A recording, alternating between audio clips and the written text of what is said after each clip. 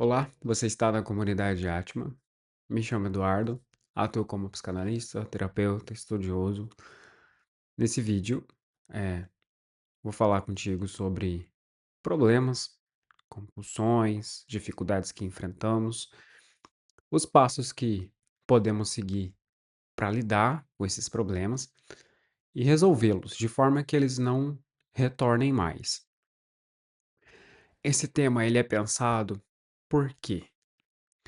Às vezes a gente tem um problema, passa por uma situação, aí a gente pensa que resolveu, e aí daqui um pouco aquilo lá volta, né.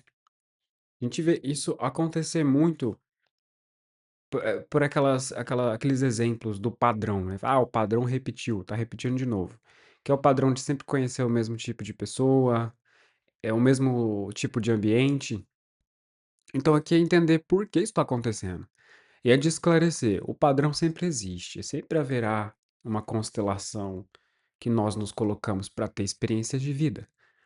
A questão ali é eu conseguir entender que padrão é esse e conseguir torná-lo melhor, para não ficar sendo escravo de um vício, né? Um padrão negativo que está ali depreciando o meu ser naquelas experiências. Então veja que esse processo de superação, ele envolve alguns pilares muito importantes. Se algum desses pilares são ignorados ou não são bem estruturados, o ser fica com uma fundação instável. E aí você enxerga que a libertação, ela é uma dádiva, é concedida pelo espiritual. Tanto que isso é uma coisa que eu trago muito aqui nos vídeos, né? De que ninguém chega ao céu sozinho, de que a gente precisa de um auxílio, de uma ajuda. E isso vem através de insight, vem através de pessoas à sua volta que dizem coisas que te ajudam, né? Então cabe aí enxergar, tirar a pérola da lama, porque existem essas pérolas. Então é um esforço mesmo que a gente faz. Então eu já adianto que essa crença social que nós temos de que queremos a glória, mas não queremos a batalha, isso daí é uma ilusão. Eu falo por também já fazer ressonância harmônica há muitos anos e a gente saber, pode fazer os pedidos lá. Mas realmente isso também envolve o estudo, envolve a análise, envolve a vivência daquilo que está sendo aprendido. Porque senão não adianta nada, né? Você vai se tem aquela ilusão como eu tinha de a ressonância vai resolver meus problemas, sinto muito, né, não vai funcionar. Bom, o primeiro item importante é o rastreio. Veja que, a princípio, o que que a gente faz é analisar o que está acontecendo. Nesse momento de observação, a gente não faz nada, a gente não toma atitude, não vai lá e enfrenta o problema, a gente observa. Então o rastreio ele implica em farejar, no sentido assim, o que é? O que está acontecendo? Qual é o problema? Como que ele está me afetando, né? Então, assim, eu vou analisar, por exemplo, tá, eu sinto um incômodo. Alguma coisa não tá legal na minha vida. Então eu preciso dar nome a isso. O que é? O que que eu tô sentindo? Tô sentindo tristeza, tô sentindo raiva, tô sentindo medo. E aí eu começo a analisar o que que eu ando fazendo que me faz me sentir assim. Então, para isso eu tenho que ter um autoconhecimento, eu tenho que entender o que é que me apruma e o que é que me deixa debilitado emocionalmente. Então, eu preciso entender as engenharias das coisas. E para isso entra um passo importante, que nós não podemos relativizar as coisas, em dizer que tudo que você faz cresce, que o todo pro todo tudo está certo, que pro todo tudo é verdadeiro. Eu tinha muito essa crença, eu vi que não é bem assim. É igual se você pensar em uma atividade que você faça, né, montar um eletrônico, limpar uma casa, lavar um banheiro, você sabe que não é simplesmente chegar lá e fazer de qualquer jeito, você precisa olhar onde está o problema, saber o que fazer, para daí você poder fazer com precisão e ter ali o seu retorno, né, seja dinheiro, seja a sua casa limpa. Então nós temos que ter essa premissa de que existe um jeito certo de fazer as coisas. Se nós não tivermos isso, não vai adiantar nada, porque a gente vai partir de qualquer ponto para fazer qualquer coisa e vai atingir qualquer resultado. Então, o rastreio é também esse polimento de autoanálise, de entender que eu tenho um estado ideal de permanecer. Então, o que é que me tira desse estado? Aí eu vou olhando. Eu vejo que para mim, assim mesmo, o que me tira é dependendo da conversa, é dependendo do estímulo que eu tenho em celular, da música que eu estou escutando. Então, assim, para todos nós, essas influências contam. Mas a grande questão ali é o quanto que nós percebemos que isso afeta as nossas decisões. Porque dos tempos pra cá eu gosto de assistir filme de ficção científica, mas eu comecei a perceber como que influencia. Tem aqueles picos emocionais onde os atores estão naquele momento tenso que você jura que alguém vai morrer. E eu sentia meu coração batendo forte, eu ficava, cara, assim, eu fiquei observando. Eu não fiquei ali dando de sabichão, falando, ai, os filmes são ruins. Não, eu fiquei ali na minha, olhando pra mim, pensando como que aquilo tava me afetando. E no dia seguinte eu vi que eu tive uma ressaca emocional de dopamina, enfim. Mas é esse autoconhecimento que a gente tem que ter. O que é que tá te afetando? Então, é um colega? É uma situação no trabalho? É uma situação que você está vivendo, alguma coisa que está acontecendo na sua vida que você não está gostando, então você tem que identificar onde está a farpa e que farpa é essa. É o primeiro passo. O quê? Para quê? Depois a gente vai observando. Tá, eu entendi o que é que está acontecendo, eu entendi o que, que me causa dor, sofrimento. Agora eu vou observar como que aquilo age na minha vida, quem usa aquilo contra mim, em quais níveis aquilo se alastrou. Por exemplo, quando eu estudei sobre defeitos, eu fui entendendo que os defeitos eles atingem muitas dimensões. Então, o ciúme. Eu tenho ciúme físico se eu tenho receio de perder um objeto que eu sinto que tem valor. Então, eu tenho lá um mouse, falo, eu tenho. Para mim é tão valioso e eu tenho receio de você quebrar, então eu tenho ciúme do objeto. Eu posso ter um ciúme mental, que é quando eu tô percebendo que eu tô perdendo a razão sobre uma coisa que eu penso que eu domino, um assunto que eu penso que eu domino. No emocional, quando eu sinto receio de perder uma pessoa que eu sinto que eu amo. No espiritual, quando eu sinto receio de sofrer represália, repulsa ou punição de uma figura religiosa que eu respeite. Então você vê que esses defeitos, eles ramificam e entranham no nosso ser. Então eu tenho que entender até onde eles foram. Se um defeito que hoje um dia eu faço isso. Se eu vejo que um defeito meu chegou no plano espiritual, quer dizer que ele tá lá no profundo, porque para ele ter alcançado tão em cima, ele tem que ter criado raiz até lá embaixo. Tem defeitos que não são tão presentes. Por exemplo, como eu posso dizer, reclamação é uma coisa que eu já não faço tanto. Ainda faço, mas é menor, então eu vejo que a área de atuação dela já está diminuindo, né? O eu superior carrasco, eu via que ele era profundo, então ele tinha lastrado muitas camadas de autocobrança, de autopunição. Então nós vamos observando o que é, até onde foi, a extensão, o quanto de estrago isso causa. E aí entra para aquela dica que sempre é falado de manter um diário, porque aí o diário é importante, né? Porque você vai colocando os dias, o que que você está sentindo, como que você está se vendo diante de tudo que você está vivendo. Então você vai tendo uma métrica sobre o que te desestabiliza. E com essa métrica você consegue agir em cima do problema. Então eu vejo assim que eu antes me orientava muito pela sorte, e falar, não, eu vou perceber no momento certo.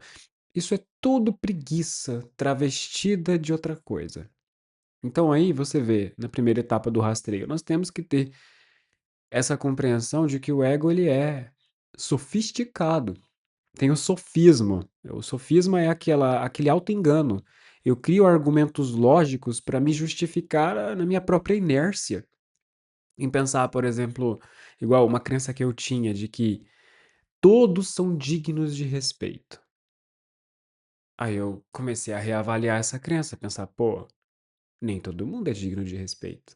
Se você comete um crime ou faz alguma coisa, você é digno de respeito? Não. Então, claro, eu tenho uma diferenciação entre o crime e o criminoso. Eu sei que não é a mesma coisa. Só que se eu digo que tudo é respeitável, então, na verdade, nada é respeitável, porque eu não tenho senso de proporção para classificar e diferenciar uma coisa da outra. E há de convermos que isso está sendo destruído na sociedade. Você já não consegue mais diferenciar.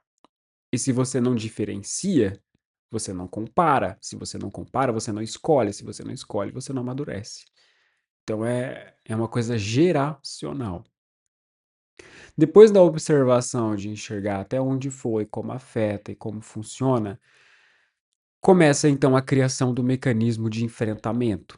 Veja que na infância a gente passa por situações, por fraturas, né, traumas, e obviamente a gente não tem carga mental para poder processar e elaborar essa carga de dor. Nossos pais também não ensinaram isso para nós, e tá tudo bem, é mais para entender que foi assim. Mesmo que não tenha sido por mal, e não, na maioria das vezes não foi, ainda assim não deixou de causar consequência de que a criança não teve o mecanismo de enfrentamento desenvolvido, então ela criou o mecanismo de defesa, de negação. Então aí tudo que ela vai vivendo que ela não processa e que ela não entende, ela vai jogando pro inconsciente. E claro, isso numa visão psicanalítica, que eu defendo porque eu acredito que faz sentido. Porque a gente vê que hoje, se eu tenho um vício hoje, isso não nasceu do nada. Isso é o efeito de alguma causa que eu me esqueci. E hoje eu entendo que, de fato, a sociedade, ela não junta causa e efeito. Se você está vivendo uma coisa hoje, você olhar para trás e admitir que você pisou na bola, não, não pode ser, isso aí é outra coisa, não. Então aí eu comecei a esbarrar de novo na preguiça mental. A pessoa dizer que é um mistério insondável, ela dizer que isso daí não tem nada a ver, que ela é uma vítima da circunstância, ficou, é, tá bom, não vou discutir com isso. Mas veja que se não há coragem para enfrentar os próprios problemas, eles não serão resolvidos. Você vai ter que jogar anestesia neles, seja em substâncias, seja em hábitos, né? E é o que está acontecendo. Então, o mecanismo de enfrentamento significa eu pego uma situação que está me afetando, destrincho ela em o que aconteceu, quem causou, o que eu senti, como foi, onde foi. Isso tudo é no decorrer de semanas, de meses, não é na hora que a gente faz isso. Mas aí você vai desmontando a memória e vai entendendo que muito daquilo que aconteceu fui eu que idealizei. Então toda vez que eu volto para aquela memória, eu sempre enfeito ela, como se eu tivesse sofrido mais, como se tivesse sido mais injustiçado. Então veja que a memória é uma dádiva, mas a lembrança nem sempre, porque a gente vai lembrando e vai adicionando coisas ali que vão congestionando os fatos. Então não é mais o que foi.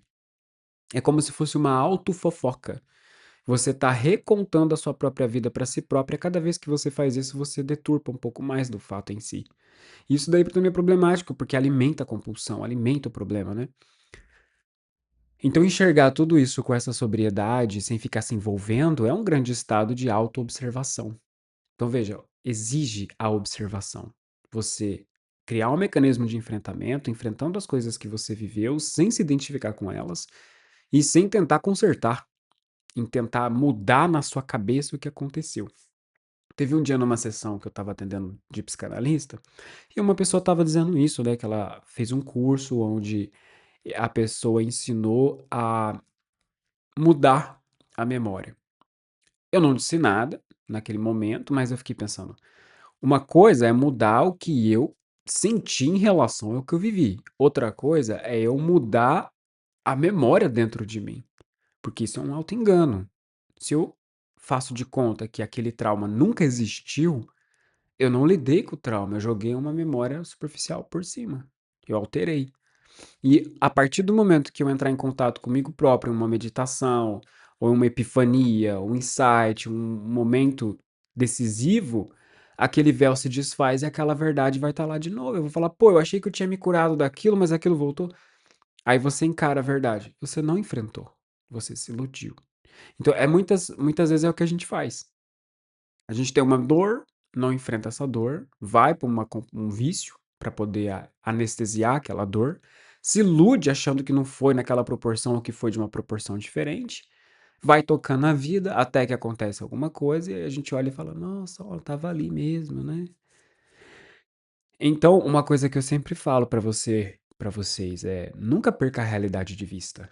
Então, assim, as coisas que eu tô dizendo aqui não são mais em cima do que eu acho. Isso já foi há muito tempo de eu ter essa coisa de vamos ver no que vai dar. Hoje não mais. Então é só você olhar à sua volta. Se a maioria das pessoas estão tendo dificuldades para poder se enfrentar e para poder vencer problemas que elas estão vivendo, quer dizer que tem alguma coisa que está muito errada. E ao invés da gente tentar ver o que está acontecendo de errado, a gente continua naquilo, porque é mais fácil, né? Depois do mecanismo de enfrentamento desenvolvido, que é a capacidade de ver as coisas, não fugir delas e também não ficar romantizando elas, nós iniciamos um processo de desidratação. Desidratação porque a compulsão, ela exige emoção.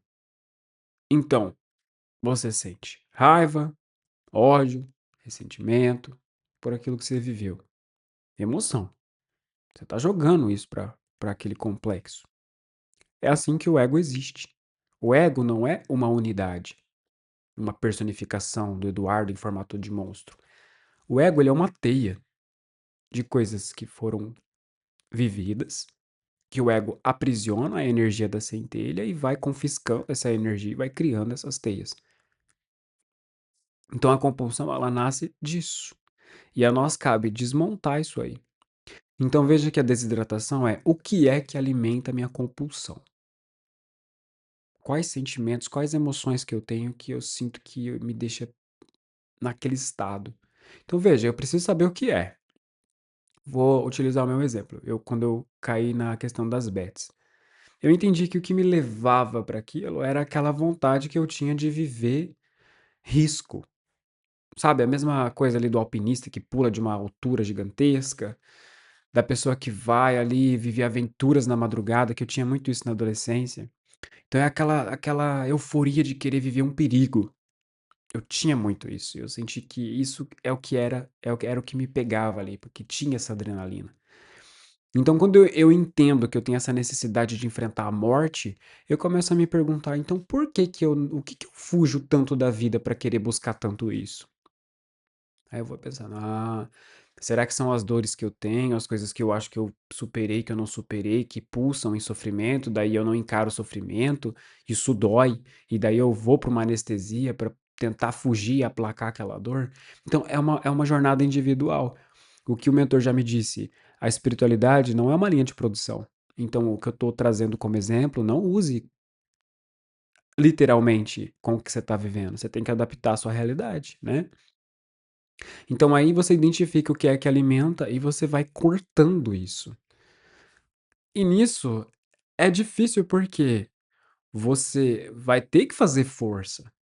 É o teu deserto, é o período do deserto. Então você vai se sentir tentado. Você vai falar, pô, mas parece que tudo tá me levando pra fazer aquilo de novo que eu tô querendo parar de fazer. Um vício, uma bebida, uma substância. Parece que as pessoas vão vir querer quase me entregar de graça. Vai acontecer coisas ali mirabolantes e vai. Só que você começa a perceber bem que é a vida. É um dos grandes equívocos dos espiritualistas genuínos é acreditar que é porque está seguindo um caminho espiritual, quer dizer que nada de ruim vai acontecer. Gente, a vida, ela é o que é. O que dá sentido ao que acontece é a consciência. Então não é porque eu estou buscando espiritualidade, que eu estou estudando, que eu tenho comunicação, isso não me isenta de nada. A única coisa que isso faz é me dar uma chance de reação, mas não me blinda das coisas. Então isso cabe a mim, a questão do livre-arbítrio. Então a desidratação é você ir cortando a fonte de energia. É você encarar que vai ter dias de cão, que você vai querer subir pelas paredes de nervoso, de raiva, de tristeza. E aí você voltar para outras etapas ali, para um diário, escrever que você tá pé da vida, observar o bicho querendo domar a tua consciência e você firme ali. Não é fácil, não é da noite para o dia, pode ser que você tropece e não se puna por isso. Mas o progresso é assim, é um músculo que você está exercitando. No começo dói, né? Se você que não é acostumado com maratona, de repente você começa a correr, tuas pernas não vai aguentar, então você vai ter que respeitar as tuas limitações. E é um outro processo que a nossa sociedade enxerga dificuldade. Ela quer entregar resultado a todo custo. E eu vejo isso pelas coisas, né? Os atalhos que as pessoas pegam de consumir certas coisas para atingir certos resultados com rapidez. Fico, pô, se o corpo físico muda desse jeito, tem alguma letra miúda, não é possível. Se você pega os cronogramas da matéria e relógios, né, cósmicos, por assim dizer, você vai interpretando esses ciclos regenerativos, né? Por que 3 meses? Por que 30 dias? Por que 12 horas? E aí você vai vendo que existe um tempo de maturação em cada processo. Então, quando você tem, eu vou falar disso no final, mas agora que eu estou dizendo, eu vou falar porque vai que eu esqueço. Quando você atinge todo esse nível de essa construção para poder expurgar esse problema que você está vivendo, você tem que considerar que leva 180 dias, 6 meses para essas alterações chegar no corpo físico. E a gente não tem paciência. A gente vai lá e fala: ah, não, não aconteceu nada, eu tô aqui tentando e as coisas não estão mudando. Então você vê que quando você começa a entrar nessa esfera espiritual, você precisa se abrir um pouco pro eterno. É claro, eu sei que eu não vou viver a eternidade, né? Mas é de eu entender também que as coisas têm um ritmo próprio. Eu não posso obrigar a árvore a crescer antes da hora, ela vai crescer na hora dela. E ainda assim, se eu for lá e obrigar, como o caso dos animais, né? Você dá hormônio pros bichinhos, os bichinhos crescem e reproduz rápido, mas a que custo? Como que fica o produto que eles produzem? Como que é as coisas? Então, você vê que tudo tem uma consequência, e aí a gente esquece de juntar causa e efeito. E começa a achar o quê? Achar nada. Achar que é assim mesmo, que as coisas são assim, que não tem jeito. Depois que você passa pelo processo de desidratação, você entra na retidão. A retidão, assim, é um passo onde você se mostra o quanto você acredita no que você diz que acredita. Porque, olha, eu falando como uma pessoa que estuda isso tudo, eu acredito que é como me foi falado também em consagração, que eu tô levando como uma frase sagrada. Dai à mente o entendimento, o coração o acolhimento e o espírito a libertação. Então eu entendi ali que quem liberta é a nível espiritual. Você tem uma compulsão, tem um vício forte, você pode ir para um remédio, para um psiquiatra e deve, você tem que conciliar.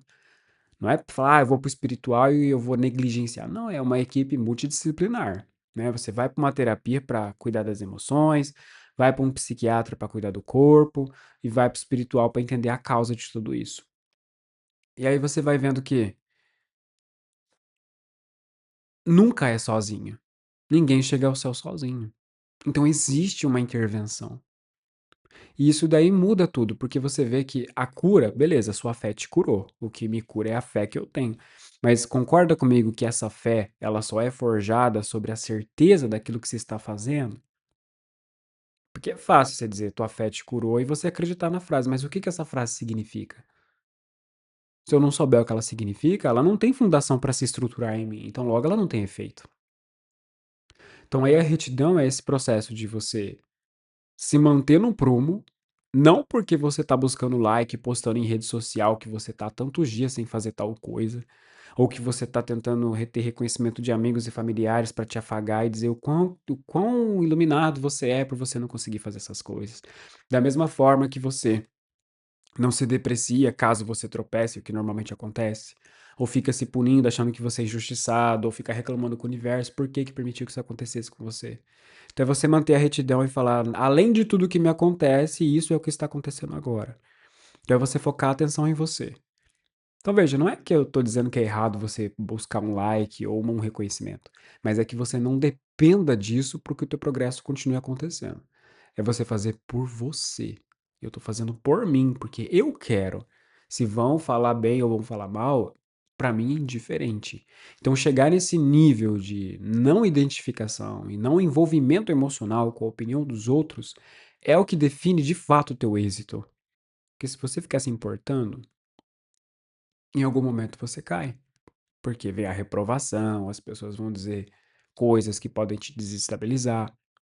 Então você tem que ter autoobservação, um enfrentamento, um entendimento, porque senão não dá, né?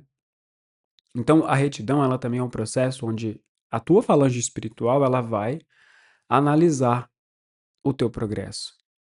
E nisso a gente cai num assunto que é muito difícil de falar.